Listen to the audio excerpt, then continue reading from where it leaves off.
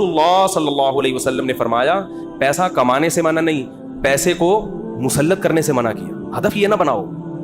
دیکھو پرندہ بھی صبح, پرندہ یہ نہیں کرتا کہ اللہ پہ توکل کرے تو اب گھونسلے میں ہی دھرنا مار کے بیٹھ گیا, میں نے صبح جانا ہی نہیں. یہ کوے جتنے ہیں نا یہ وہیں بیٹھ گئے, لیاری میں بیٹھ گئے اور سرجانی ٹاؤن میں بیٹھ گئے کہ چھوڑو یار اللہ پہ توکل کرنا ہے, رزق خود بخود یہیں آئے گا. اللہ نے کہا نہ تمہیں نکلنا پڑے گا. تو آپ صبح نکلو رزق کے لیے, لیکن تسلی رکھو کہ شام کو انشاءاللہ پیٹ بھرا ہوا ہوگا, میری بنیادی ساری ضرورتیں پوری ہو چکی ہوں گی, اور جب میری اولاد کا ٹائم آئے گا اللہ بچوں کا خرچہ بھی میری جیب میں ڈالے گا. ٹینشن نہ لو کہ 2 بچے ہو گئے تو 3 بچے ہو گئے تو کہاں سے کھلاؤں گا. جس اللہ نے تجھے کھلایا بھائی وہ دیکھو ماں کی چھاتیوں میں دودھ پہلے پیدا ہوتا ہے, بچہ بعد میں پیدا ہوتا ہے, یہ بتانے کے لیے کہ اس کا پیدا کرنے والا اس کے رزق سے غافل نہیں ہے. ہر چیز میں گوروں کی طرح کیلکولیشن نہ کیا کرو بیٹھ کے. گورے کیا کر رہے ہوتے ہیں, دیکھ رہے ہوتے ہیں میرے پاس ابھی $10,000 ہیں تو ایک بچہ ہو گیا تو اس میں اتنا کیلکولیشن کر کے اتنا بچ رہا ہے, اتنا انویسٹمنٹ کیا, دوسرا ہو گیا تو یہ تو کیلکولیٹر کہہ رہا ہے یہ نہیں ہو سکتا. قرآن کیا کہے گا, او بھائی تو پیدا تو ہونے دے. دیکھو اگر ہم نے یہ دودھ کا پروسیس نہ دیکھا ہوتا تو ہم تو اس ٹینشن میں ہوتے بچہ پیدا ہوگا تو میں تو 2 کلو دودھ اور بھینس کا لگوانا پڑے گا مجھے, میں تو خرچہ نہیں اٹھا سکتا. اللہ کہتے ہیں پیدا ہونے دے, اس کی ماں کی چھاتیوں میں دودھ اسی وقت پیدا کروں گا جب یہ پیدا ہوگا, اس سے پہلے نہیں. ہم کہتے نہیں پہلے پیدا ہو ہے بھائی, پہلے ماں کی چھاتیوں میں دودھ آئے پھر ہم دیکھیں گے ہاں بھائی آ گیا ہے دودھ, اب بچہ پیدا ہوگا. اللہ کہتے ہیں نہیں, مخلوق کو آنے دو پہلے, رزق بعد میں آئے گا اس کا. تو اس لیے بھائی رزق کمانا ہے, رزق کی ٹینشن نہیں لینی. اب آپ کہہ سکتے ہو کہ ٹھیک ہے ہم رزق کی ٹینشن نہیں لیتے, کماتے ہیں, لیکن ہم تو دیکھ رہے ہیں کمانے کی کوشش کر رہے ہیں. وہ وسیم بھائی کے پاس تو اتنا پیسہ آ گیا, فلاں کے پاس تو اتنا آ گیا, میں وہیں کا وہیں کھڑا ہوں. ہمارے کزن تھے کیا ہیں, وہ تھے سے تھے نہ بن جائے. وہ اکثر کہا کرتے تھے, یہ بات تو کہتے تھے اب نہیں کہتے, اللہ کا شکر ہے دیندار ہے, کہتے یار مجھے ٹینشن اس بات کی نہیں ہے کہ میرے پاس پیسہ نہیں ہے, مجھے ٹینشن اس بات کی ہے کہ میرے جتنے دوست ہیں ان کے پاس آ گیا اور میں وہیں کا وہیں. تو یہ ایک مستقل ٹینشن ہے. دیکھو اس کا نبی صلی اللہ علیہ وسلم نے حل کیا بتایا, پرندے کی مثال دی ہے. پرندہ کمپٹیشن میں کبھی بھی نہیں آتا, سمجھ رہے ہیں. پرندہ یہ نہیں کرتا کہ وہ والے چڑیا نے وہاں جگہ اس لوکیشن پہ گھونسلہ بنایا بحریہ ٹاؤن کے قریب اور میں لیاری ندی کے اوپر گھونسلہ, نہ. پرندہ کہتے ہیں میرے لیے, میرے بچوں کی حفاظت کے لیے مجھے گھونسلہ چاہیے, لوکیشن کو وہ زیادہ اہمیت نہیں دیتا. میں دشمنوں سے میری حفاظت رہے, ٹھیک ہے نا, سردی گرمی سے میری حفاظت رہے. میں نہیں کہہ رہا آپ لیاری ندی کے اوپر گھر بنائیں, وہ تو حفاظت نہیں رہے گی آپ کی, کیونکہ ندی تو ندی ہے نا. تو آپ نے یہ سوچنا ہے کہ مجھے اپنے گھر میں تحفظ کے ساتھ, گھر والوں کے ساتھ رہنے کے لیے چھت چاہیے. یہ چھت اللہ انشاءاللہ میسر کرے گا, چاہے اپنی ہو چاہے کرائے کی ہو. یہ ٹینشن نہیں لینا ہے, یہ ٹینشن کہ میری اپنی چھت ہو کرائے کی نہ ہو, یہ آپ کی بنائی ہوئی ٹینشن ہے. اللہ نے اس رزق کا وعدہ آپ سے نہیں کیا ہے, یہ غریبی ہے, یہ غریبی ہے. بنیادی ضرورت آپ کی سالن روٹی ہوتی ہے نا. ارے بھائی آپ گئے ہوٹل میں, نہاری لے آؤ, 2 روٹی لے آیا, نہاری لے آیا, ایک گریبی منگوا لو گے, 2 منگوا لو گے, اس کے بعد کیا گا بھائی یہ گریبی ہے, اصل جو پیسے تھے نا وہ پلیٹ کے تھے. اب آپ نے گریبی کو مقصود بنا لیا, آپ جاتے ہی گریبی پہلے منگوا رہے ہو کہ یار 2 نہاری کی گریبیاں لیا. اس کو غصہ آئے گا بھائی گریبی تو ضمناً ہوتی ہے. آج جو گریبی تھی نا, ذاتی گھر گریبی ہے, یہ بنیادی ضرورت نہیں ہے. گاڑی گریبی ہے, بنیادی ضرورت W11 میں بہت اچھی طرح سے پوری ہوتی ہے.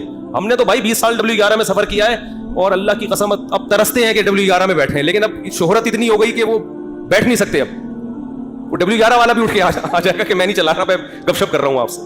ورنہ عامر بھائی W11 کا مزہ آپ نے لیا ہوگا نا. W11 کراچی کی بہترین سوغات ہے جی سے 4L میں اللہ دشمنوں کو بھی نہ بٹھائے. جس طرح وہ چلاتا ہے نا اتنی بڑی بس کو, ہم تو جب بھی بیٹھے ہیں 2 فٹ اچھل کے. ہمارے ایک جاننے والے ریٹائر آفیسر تھے, لیفٹیننٹ تھے, وہ بیچارے کراچی کی بس میں نا کہیں پچھلی سیٹ پہ بیٹھ گئے. اسپیڈ بریکر پہ جب اچھل کے دھڑام سے نیچے گرے, ان کی ریڑھ کی ہڈی میں مسئلہ ہو گیا, اسی میں ان کی موت واقع ہوئی ہے. اور نیوی کا آفیسر بیچارہ جنگوں میں شہید نہیں ہوا, جنگوں میں شہادت نہیں ملی ہے, کراچی کی بس نے اٹھا کے پٹکایا اور انا للہ. تو رسول اللہ صلی اللہ علیہ وسلم نے فرمایا جس نے دنیا کو ہدف نہیں بنایا, ضرورت سمجھا کہ میری بنیادی ضرورت 2 وقت کی روٹی ہے, میری بنیادی ضرورت کسی اچھے علاقے, اچھے سے مراد جہاں چرسی ہیروئن چینا رہتے ہوں, ذرا پڑھے لکھے لوگ ہوں, ایسی جگہ پہ مجھے گھر مل جائے جہاں چھت ہو, جہاں بنیادی ضرورتیں پوری ہوں. بس یہ بیسک ضرورت, چاہے وہ اپنا ہو چاہے وہ کرائے کا ہو. اور نبی نے فرمایا کہ جس شخص کو 2 وقت کی روٹی مل گئی, پیٹ بھر کے, سر چھپانے کی جگہ مل گئی, اور جسم کسی بڑی بیماری سے محفوظ تھا اس کا, اور ویسے بتاؤں جب یہ لائف اسٹائل ہوگا نا تو جسم بڑی بیماری سے محفوظ ہی ہوتا ہے عام طور پہ. جسم کسی بڑی بیماری سے محفوظ تھا تو آپ صلی اللہ علیہ وسلم نے فرمایا یہ ایسا ہے گویا پوری دنیا کی دولت سمیٹ کے اللہ نے اس کے قدموں میں رکھ دی ہو. اب اگر یہ ٹینشن لے رہا ہے نا بحریہ ٹاؤن کی اور ڈیفنس کی اور ڈی ایچ اے کی وہ اسکیم میں نے تو یہ غریبی کی ٹینشن ہے, یہ دل میں دنیا کی محبت کی علامت ہے. ایسے شخص کو رسول اللہ صلی اللہ علیہ وسلم نے وعید سنائی کہ یہ مالدار بن تو سکتا ہے مگر اس کے سامنے فقر کا پھندا ایسے لٹکا رہے گا جیسے ایک زندہ آدمی کے سامنے پھانسی کا پھندا, موت کا پھندا لٹک رہا ہوتا ہے. جو اس کی کیفیت ہوگی یہ کیفیت اس کی ہوگی. تو بھائی پیسہ کماؤ, پیسے سے دل نہ لگاؤ. اور دل سے پیسہ نکالنے کا طریقہ کیا ہے؟ خرچ کرو. ہمارے حضرت فرمایا کرتے تھے کہ پہلے زمانے میں بزرگان دین کڑک کڑک نوٹ جلوایا کرتے تھے 5-5 ہزار کے نا, کتنے جلاؤ اس کو. آج اس کی اجازت نہیں ہے, اس میں نقصان ہے, لیکن دل سے نکالنے کے لیے نا جلواتے تھے. تو آپ جلائیں نہیں, خرچ کریں. کبھی کبھار ایسے گڈی نکال کے کسی اچھے ٹرسٹ میں دے دی, کسی غریب کو دے دی. اور سب سے زیادہ مصداق پیسہ خرچ کرنے کا آپ کے قریبی رشتہ دار ہیں, ان کو دو. آج کل لوگوں نے ہدیے رشتہ داروں میں دینا چھوڑ دیا ہے. بس عید بقرعید پہ کوئی کھانا وانا کھلا دیتے ہیں, بھائی بہن کو لفافے میں گڈی ڈالے پکڑا دے. جلے گا جب یہ دل جلے نا, اتنا صدقہ ہو کہ دل میں آرے چلیں, تو یہ آرے چلنے سے دل آئینے کی طرح شفاف ہو جائے گا. شاعر نے کہا ہے نا آئینہ بنتا ہے رگڑے لاکھ جب کھاتا ہے دل, کچھ نہ پوچھو دل بڑی مشکل سے بن پاتا ہے دل. دل کو دل بنانا تھوڑا ڈیفیکلٹ کام ہے. تو اس کا طریقہ یہ کہ اس میں ذرا رندا چلے گا نا, رگڑا لگے گا. جب ہم وہ کیا کہتے ہیں وہ جو ریگ مال سے گھسائی ہوتی ہے نا, تو صدقہ کرتے ہوئے اتنا بھی نہ کرو کہ کل دوسروں سے بھیک مانگنی پڑ جائے, اتنا بھی نہ کرو, لیکن اتنا ہو کہ لگے کہ دل پہ گھسائی ہو, تھوڑا سا تکلیف ہو. رسول اللہ صلی اللہ علیہ وسلم نے فرمایا سب سے افضل صدقہ یہ ہے تأمل الغنا وتخشى الفقر, کہ آپ کو یہ ہو کہ اگر میں نے صدقہ کیا تو ہو سکتا ہے میں غریب نہ ہو جاؤں کل, اور اگر نہیں کیا تو اس پیسے سے مزید پیسہ بنا لوں گا. اس کنڈیشن میں جب آپ صدقہ کرو گے تو نبی نے فرمایا یہ صدقہ سب سے افضل ہے, اس میں آپ کا دل بہت جلتا ہے. اور اللہ کا وعدہ ہے کہ جو اللہ کے لیے دیتا ہے وہ غریب تو ہوتا ہی نہیں ہے. صدقے سے کبھی مال ہم نے کبھی نہیں کسی سخی آدمی کو غریب ہوتے دیکھا. تو اس سے دنیا کی محبت کم ہوگی. حدیث مکمل کر کے بس بیان ختم کرتا ہوں. فرمایا جعل اللہ فقرہ بین عینیہ وفرق علیہ شملا, جب دولت کو ہدف بنائے گا, مسلط کر لے گا, تو فقر کا پھندا اللہ اس کے سامنے لٹکا دے. ہر وقت ڈر لگا رہے گا یار میں غریب نہ ہو جاؤں. پیسہ ہے, پلاٹ پڑے ہوئے, لیکن ڈر لگا رہے گا یار میں غریب نہ ہو جاؤں. دوسرا فرمایا وفرق علیہ شملا, اس کی فکروں کو اللہ بکھیر دیں گے. اتنی ٹینشن ہے, یہ کام بھی ہو جائے, یہ بھی صحیح ہو جائے, یہ والا بھی ہو جائے, پتہ نہیں سارے کام ٹھیک ہوں گے, ایک اٹکا ہوا ہوگا اس کی وجہ سے ٹینشن. وہ یہ نہیں دیکھ رہا کہ میرے سارے کام ٹھیک ہو رہے ہیں, چلو ایک نہیں ہوا تو کیا ہے. تو اس کی فکروں کو اللہ بکھیر دیں گے, اسے پتہ نہیں چلے گا میری اصل ٹینشن ہے کیا, مجھے سکون ملے گا کس چیز میں, اتنی فکریں. اور فرمایا وَلَمْ يَأْتِهِ مِنَ الدُّنْيَا إِلَّا مَا قُدِّرَ لَهُ, اور جس دنیا کے پیچھے بھاگ رہا ہے ضروری نہیں کہ وہ بھی مل جائے, ملے گی اتنی جتنی اس کے مقدر میں اللہ نے لکھ دی. یہ جو دنیا کے پیچھے بھاگ رہے ہوتے ہیں تو سب کو پیسہ تھوڑی مل جاتا ہے. بہت سے تو وہی موت تک روڈیں ہی ناپتے رہتے ہیں, سڑکیں ناپتے رہتے ہیں, ہاتھ میں کچھ بھی نہیں آتا ان کے. فرمایا ملے گا اتنا جتنا اللہ نے لکھ دیا, تو ٹینشن لینے سے کوئی فائدہ نہیں. تو ٹینشن نہیں لو. آپ کو کیوں نہیں بھائی آپ کو صبح آپ نے پراٹھا کھا لیا انڈے کے ساتھ, دوپہر کھانا مل گیا, رات کھانا مل, ضرورت تو 2 وقت کی تھی, مل 3 وقت رہا ہے, انجوائے کرو, مزہ ہے. کیا خیال ہے؟ ہاں بیگم ٹینشن دیتی ہے, یہ بڑا مسئلہ ہے نا شادی شدہ آدمی. تو اس کو بولو بھائی جو نبی صلی اللہ علیہ وسلم کی سنت ہمارے سامنے, آپ صلی اللہ علیہ وسلم کی امہات نے, ہماری امہات نے, آپ کی ازواج نے جب نبی سے یہ فرمایا کہ ہم اس غربت میں گزارا نہیں کر سکتی, تو آپ صلی اللہ علیہ وسلم فرمایا بھائی میں تو اسی طرح مسکین ہوں, تو تعالینا امتعکن واسرحکن سراحا جمیلا, کہ آؤ میں تمہیں نکاح سے فارغ کر دیتا ہوں, جاؤ جس سے مالدار سے نکاح کر کے رہنے رہو. تو یہاں بھی ٹینشن لینے کا بولو نہیں, اپنی طرف سے کوتاہی نہیں کرو. یہ نہیں کہ ادھر پیسے لاکر میں چھپا کے رکھے ہوئے بینکوں میں اور بیگم کو یہ بتا رہے جیسے میرے پاس کھانے کو روٹی نہیں ہے, یہ ناجائز ہے, یہ حرام. اگر واقعی قدرت کی طرف سے آپ غریب ہو گئے تو بیگم کو 2 لفظوں میں بتا دیں, بیگم صاحبہ یہی میرے پاس آمدن ہے, اتنی میری تنخواہ ہے, اس میں اتنے ہی انڈے آ سکتے ہیں, اس سے زیادہ میں سٹی اسکول بیکن ہاؤس میں بچوں کو نہیں پڑھا سکتا, رہنے رہو ورنہ پتلی گلی سے نکلو. تو ٹینشن تو لینی نہیں ہے نا, خامخواہ کی ٹینشن کیوں مسلط کی ہوئی ہیں. لوگوں میں بدنام ہو جائیں گے, یہ بھی بڑا ایک مسئلہ ہوتا ہے. لوگ کہیں گے, دیکھو لوگوں کو خوش کرنے کے چکر میں رہو گے. یہ کبھی بھی گدھے والا قصہ سنا دوں اگر آپ اشا سکتے ہیں, ٹائم ہو گیا ان کی وجہ سے تھوڑا سا 5 منٹ. وہ ایک آدمی جو تھا, بڑی عمر کا آدمی, اپنے بیٹے کے ساتھ گدھے پہ بیٹھ کے سفر کر رہا ہے. لمبا سفر تھا, باپ گدھے پہ بیٹھ گیا, بچہ آگے آگے. لوگوں نے کہا دیکھو باپ ہونے کا ناجائز فائدہ اٹھا رہا ہے, خود گدھے پہ بیٹھا ہوا ہے, بچے کو, چھوٹے معصوم بچے کو پیدل کیا ہوا اس نے, بے ادب بنا رہا ہے اپنی اولاد کو, پہ ترس نہیں کھا رہا. معصوم بچہ ہے بھائی, تو باپ ہے ایجڈ, ٹھیک ہے, اتنا کمزور تو نہیں ہے نا. چھوٹے بچے کو تو نے ایسے معصوم بچے پہ ترس کھانے کے بجائے باپ ہونے کا ناجائز فائدہ.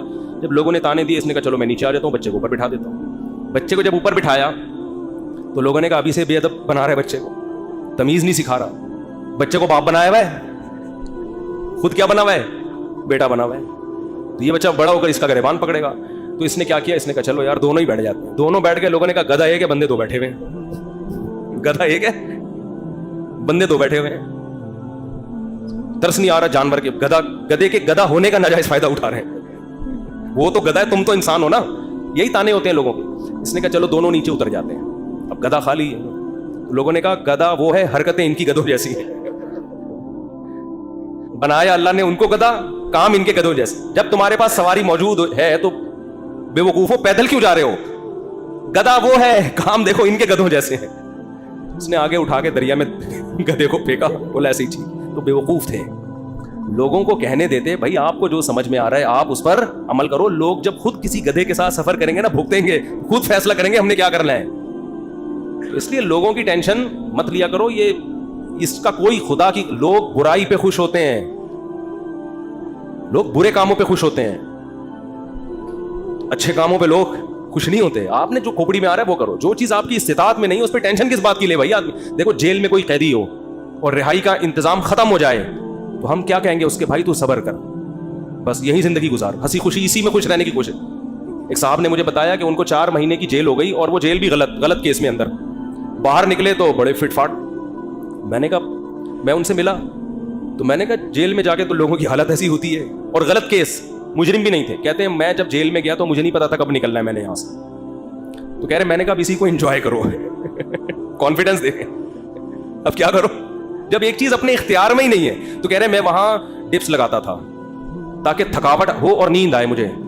اور اچھا وہ ڈولے شولے بھی نا کافی بن چکے تھے ان کے بڑے. میں نے کہا کیا کر رہے, کہہ رہے بھائی ہم ڈپس لگاتے تھے, اٹھک بیٹھک 400 بیٹھیں اوپر نیچے, اور اس طرح میں سارا. اور کہہ رہے جن لوگوں نے یہ کام نہیں کیا وہ دیواروں سے سر مار مار کے پاگل ہو گئے وہ.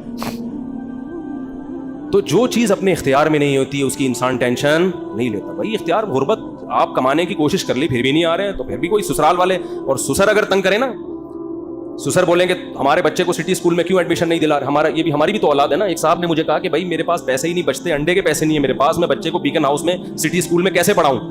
تو میں نے کہا نہیں پڑھاؤ یار, جتنی استطاعت ہے اس حساب سے پڑھا لو. کہہ رہے سسرال والے تنگ کر رہے ہیں, ساس کا فون آتا ہے کہ کیا کر رہے ہو. تو میں نے کہا ساس کو بول دو کہ میری اولاد ہے بھائی, میں زیادہ اچھا فیصلہ کر سکتا ہوں. کہہ رہے میں نے جب اپنی ساس کو اور سسر کو یہ کہا کہ میرے بچے ہیں, مجھے زیادہ فکر ہے, تو انہوں نے کیا ہمارے بچے نہیں ہیں یہ, یعنی ہماری بھی تو بیٹی کی اولاد ہے, کیا ہمارے بچے نہیں ہیں. تو وہ داماد مجھے فون کر کے کہہ رہے ہیں کہ میری ساس سسر نے کہا کہ کیا یہ ہمارے بچے نہیں ہیں. تو حضرت اس بات کے آگے میں کیا ہو گیا, خاموش. میں نے کہا یہیں سے تو بات شروع ہوئی تھی, یہیں سے تو بات شروع ہوئی تھی.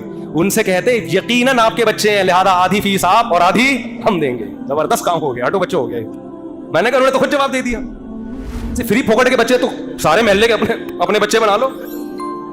میں نے کہا ان سے بولو سٹی اسکول کی آدھی فیس آپ دیں گے کیونکہ آپ کے بچے بھی ہیں, ورنہ صرف مشورے کی حد تک نہیں ہوتا یہ.